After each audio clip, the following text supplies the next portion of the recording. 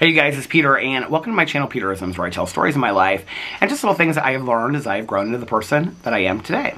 And I brought out with me both of the Melody Beatty books. I haven't looked at them, so I have no idea what the meditations say, but let's just get right into them today. So it is September 14th. My husband just texted me, he's on his way home. Spend a little time with my husband and Boo Radley tonight. And then I'm going to watch the Big Brother live eviction. I can't wait. These glasses, okay, so these are my oldest pair of these glasses. And they are, like, they don't even sit, I don't know if you can see this, but they're so, like, bent and stuff. They don't sit on my eyes very well, but oh well. That's what we're going to, this is what we're working with today. Okay, September 14th. Let's see what it is in Journey to the Heart. There is power in powerlessness. Oh, that might be really good. I might need to hear that one today. And September 14th, in the language of letting go. Let's see what this one says. Watch, they'll both be really good today. What's good for me? Well, let's start with this one first, right? Because I'm feeling kind of powerless in some situations in my life. No, not really. I mean, some things to do with YouTube, but mostly with things, the people that I'm worried about and things like that. So I want to read that one. So we'll read both these meditations today. What's good for me? September 14th. When we are soul-searching, be it for the smaller or larger decisions we face during the day, we can learn to ask, is this good for me? Is this what I really want? Is this what I need? Does this direction feel right for me? Or am I succumbing to the control and influence that I sometimes allow others to have over me? Oh, wow. It is not unhealthy selfishness to question if something is good for us. That is an old way of thinking.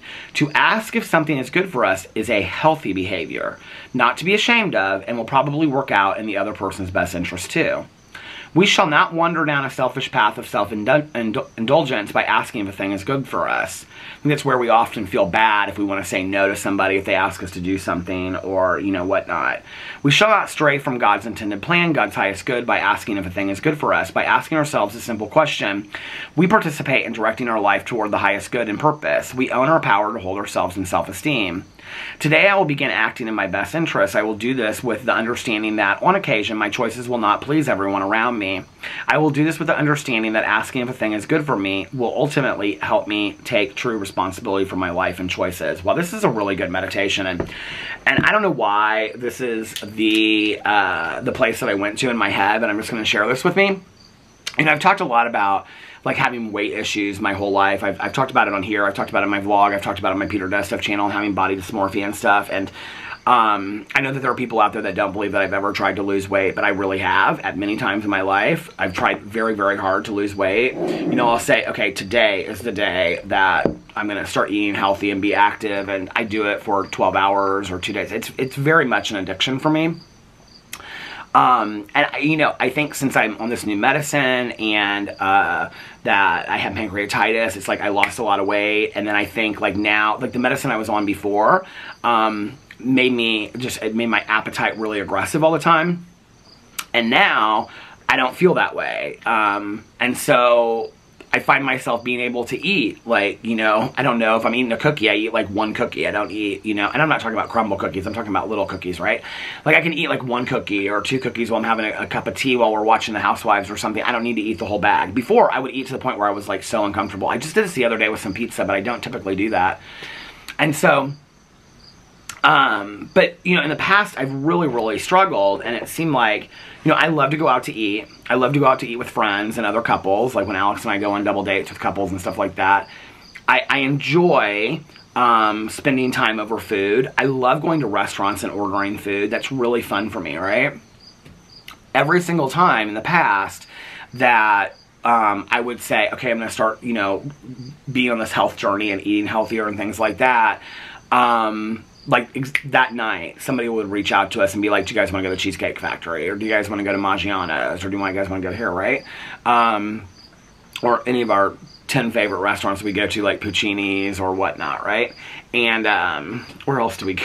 What's another fan? Like Patachou, brunch on Patachou, but that's pretty healthy. But, you know, people would ask us to go do stuff, and of course I would want to go, and Alex would want to go, and I would say, but my response would be, I don't really want to go because it's going to be so difficult for me. You know, maybe like on day 30, maybe on day 60, and if you've struggled with weight, I think you'll totally relate to this.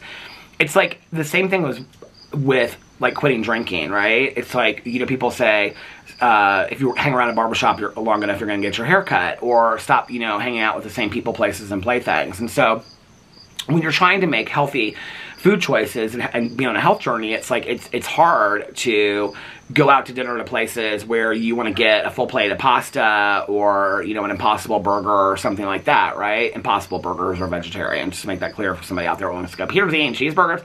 So anyway, you know, I would say to Alex, I'd say, well, I don't want to go because I literally just started today. And Alex's response would always be, because Alex can go to a restaurant and he can order something healthy. I struggle with that. Like, I want the or I want the French fries. I want the bread at Cheesecake Factory. You know, I want an appetizer. I want all of it, right? Like, I want cheesecake, you know. Why go to Cheesecake Factory if you're not going to get cheesecake? Which I don't usually do, but then on that day, I want it even more, right? And so I would say, well, I don't want to go. And he'd be like, well, babe, you can go and eat something healthy. Like, they have the Skinnylicious menu. Any place that we go, you can get something healthy. You can get like a salad with light dressing on it, or, you know, you can get the Impossible Burger and not get a bun. Like, there's so many different options. And all I'm thinking about is, so I'm going to go and not be able to enjoy my meal the same way that other people do. So I just go, and then I don't follow through with my health journey, which Alex is absolutely right. Like, there are healthy ways. I've done it before when I've been super healthy and was working out every day and, you know, eating healthy. Like, I would go out to restaurants and eat healthy. So I'm fully aware that you can do that, right? But it's such an addiction, food addiction for me, that at those times I thought about what I was missing out on, right? And so I had to think about, like, at that time, like, what is good for me? Is it good for me to go and throw myself back into this situation where I'm going to want cheesecake? And then I go, right? And my immediate response would be, screw it. Like, I'll just start tomorrow. I've said this a million times. There's never enough tomorrows, right? That carries over into a lot of areas in my life. You know, if I'm going to a party, or I'm invited to a party or out somewhere where if it's a lot of people that are very negative today, like, people always ask me about, like, do you have a problem being around people that are drinking? I don't have a problem being around people that are drinking. What I don't like is it starting at 6 and lasting till 4 o'clock in the morning, and the expectation that I stay the duration. Like, I can do like 2 or 3 hours, but like when people start getting a little loopy and drunk, like, that's when it's time for me to leave. And sometimes that's perceived as rude. You know, so sometimes I just, like, don't go, right? But the other thing that I think that often people don't think about is that one of the things that I have to be very careful about today is feeding into negativity. And so when I'm invited to go do things with people that I know, like, if, let's say we're going out, like, you know, Tanya will say, do you want to go out to dinner with these people or whatever tonight? And like, 3 of them I love, but like 2 of them, let's say, are real negative and kind of catty, you know, whatever. And I'm like, because I can kind of tend to feed into that sometimes, and then I'll get home later and I'll be like, I did not feel well about that conversation that we had at dinner. I don't know if you guys have ever felt that way, but when you work a lot on, and I know people are going to be like, well, you have a drama channel. It's totally different, okay? That's not who I am in my personal life. That's my opinion that I share on a drama commentary channel. But, you know, I think when you are really working on trying to be a better, kinder, gentler, softer person, and then you find yourself in a conversation, and maybe I even contribute partly to that conversation, you know, and then you get home and it doesn't sit well with you. So I have to be very careful of who I choose to be around, you know, what situations I choose to be around. And it's not really a sobriety thing for me. It's a positivity thing for me, you know, and I have to be very careful of that. And I have to think about what is good for me. And does that come across as selfish sometimes? Absolutely. You know, people will be like, well, Peter doesn't want to hang out with us, or Peter's being rude. It's not really even about you. It's about who I become when I'm around you, or the way that I'm perceived by making choices when I'm around you, you know? And it's not my place to have to bend over backwards to make other people comfortable. It's just not. That's something that was really hard for me to learn, you know, is that I was such a people pleaser for a very long period of my life that I would do anything to make anybody else happy, you know, even at the expense of me not being happy or comfortable. And I'm not willing to do that today. You know, no is a complete sentence. My friend Tanya taught me that, because I would ask her to do things and she'd say, no, I'm good, but thank you for inviting me. That's kind. That's not rude, you know? And what I found out was that those times that she says yes, is she's there because she really wants to be there. I never say no to people to be rude. I say no because I think it through. Like, and it's not always like, oh, this is, I mean, it's not like so deep that every situation I'm like, is this a good situation? Is that not a good situation? It's just like sometimes, you know, when I'm invited to go do things or I'm doing something, I'm like, I don't know if this is necessarily like a great thing, like a great environment for me to be in, you know? Like, I'll probably be real gossipy or catty, and then I'll come home and I'll regret that I was participating in that conversation, or, you know, like, I find that when I'm around these people, like, it gets very negative or whatever, you know? And so I have to be real careful of that, you know? I know who I want to be, and I know who I am capable of being around certain people, or I know who I'm capable, I'm not blaming it on them, that's all on me, right? But I am fully aware of who I'm capable of being, you know? And I've never forgotten who Peter was before December 17th of 1994 when I got sober. Like, that Peter, still to this day, comes out every once in a while, you know? Trust me, you don't want to mess with him. And I don't want to mess with him. And I don't want to be that person today. So I have to be very careful, you know, in my choices. And I think it comes across as selfish, but I think it's a fair statement, you know, to say that. All right, so let's read from Journey to the Heart. I think that was a great meditation. So Journey to the Heart today is, there is power in powerlessness. And that kind of refers back to the first step of 12-step programs, and also of Al-Anon, of being powerless over the alcoholic, or being powerless over alcohol, or being powerless over drugs, or whatever, right? And that admitting that our lives have become unmanageable. Sometimes we can't help ourselves. No matter how hard, so September 14th, there is power in powerlessness. Sometimes we can't help ourselves. No matter how hard we try, no matter how deeply we feel we should be doing things differently, no matter how committed we are to personal responsibility, free will, self-actualization, and self-determination, sometimes we simply cannot help ourselves. We keep on doing the same old things. We can't seem to change. Isn't this so weird? These kind of meditations kind of go together. We keep on doing the same old things. We can't seem to change, even though we wish we could. It doesn't mean we aren't responsible. It doesn't mean we aren't accountable. It means simply that for the present moment, we can't change, can't help ourselves, can't do it differently. Many of us have discovered a truth in these moments. There is power even in powerlessness. I didn't think this is where it was going to go. There is power in admitting powerlessness, but by voicing the problem, by accepting the powerlessness, you are attracting help. Ask for the help you need. Admit and accept your powerlessness. Be gentle with yourself. You are not alone in your problem, your powerlessness, or your search for a solution. Let love lead the way to the answer you seek. You know what's interesting is I've never really realized this before, but in these books, it's like there's kind of like, you can kind of almost feel like maybe Melody Beatty was going through something, because this is kind of like my second one, and I'm kind of like, I get what she's saying, but I don't know that I necessarily agree. Where she says, we keep on doing the same old things. We can't seem to change, even though we wish we could. I mean, I've been there before where I felt stuck, and I felt like I don't know what to do. It doesn't mean we aren't responsible. It doesn't mean we aren't accountable. It means simply that for the present moment, we can't change, can't help ourselves, can't do it differently. I think I would prefer it better if it says it means simply that for the present moment we won't change, we won't help ourselves, and we won't do it differently.